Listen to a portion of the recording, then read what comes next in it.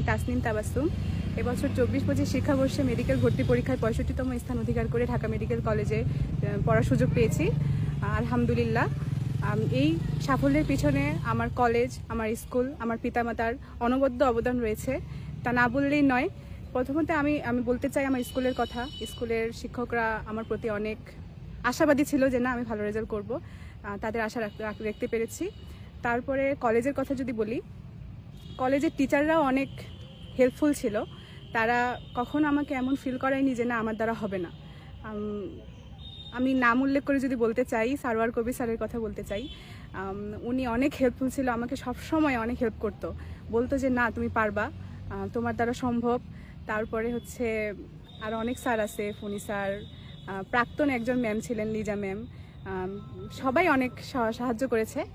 আর আব্বু আম্মুর কথা আমি যদি বলি, আমার মেডিকেলের ইচ্ছাটা কেন এসেছে, আমার আব্বু একজন টিচার, হেড টিচার। তো ওনার হাত দিয়ে অনেক স্টুডেন্ট তিনি গড়েছেন, তো অনেকেই মেডিকেলে চান্স পেয়েছে।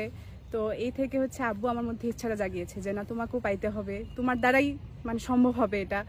তুমি যদি না যাও, তোমার রাস্তায় যদি তুমি না যাও, তাহলে তো এটা অপূর্ণই থেকে যাবে। আমার হাত দিয়ে এতজন মানুষ হয়েছে, এতজন সব বিভিন্ন জায়গায় গিয়েছে, তুমি না গেলে তো এটা অপূর্ণ থেকে যাবে। তো এই থেকে একটা তীব্র জেদ আমার মধ্যে ঢুকে যায় যে না, আমাকে পাইতে হবে, আমাকে ঢাকা মেডিকেলেই ক্র্যাক করতে হবে। এটাই আমার স্বপ্ন ছিল আর কি। অন্য কোনো মেডিকেল হইলে হয়তো বা কী হয়তো জানি না, কিন্তু আমার ইচ্ছা ছিল ঢাকা মেডিকেল, শুধু মেডিকেল না।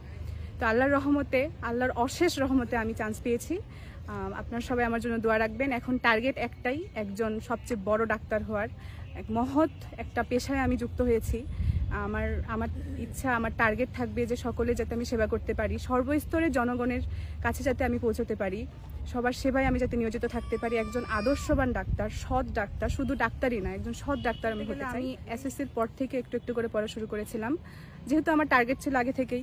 আমি আগে থেকে ওটা পড়তে শুরু করেছিলাম মেডিকেলের জন্য, যে একটু আগে নিজেকে একটু এগিয়ে রাখতে যদি পারি। তারপরে যেহেতু আমাদের শর্ট টাইম ছিল, 14 মাস সময় পেয়েছিলাম। তারপরে যখন জুলাই আন্দোলনটা হলো, ওই সময় তো হিউজ সময়, আমাদের হচ্ছে এক্সামটা স্টপ হয়ে গিয়েছিল। তো ওই সময় হচ্ছে এক্সট্রা যে সিলেবাসটা আছে সেটা পড়তে শুরু করেছিলাম, যেহেতু আমাদের শর্ট সিলেবাস।